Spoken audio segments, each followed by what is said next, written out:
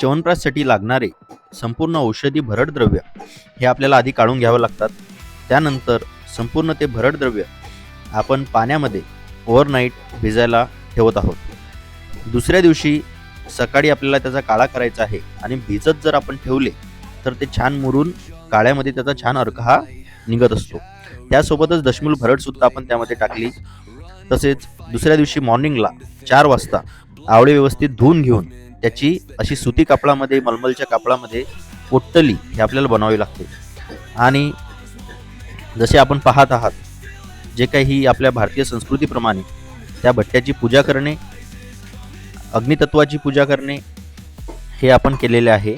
आणि त्यासोबतच आता आपण जे काही आपल्या पोट्टली ज्या बनलेल्या आहेत त्या आपल्या उकडत्या काळ्यामध्ये आपण ठेवणार आहोत. आणि असे का तर आपण आवळे हे वेगळे सुद्धा आपण त्याला उकळून घेऊ शकतो, परंतु आपल्या औषधी द्रव्यांच्या काळ्यामध्येच जर उकडले तर त्याचं औषधी गुणधर्म हे वाढत असतात. आणि ज्या पोट्टली हे आपल्याला ठेवायच्या आहेत त्या संपूर्ण बुडतील, काळ्यामध्ये बुडतील या प्रमाणात आपल्याला ठेवावं.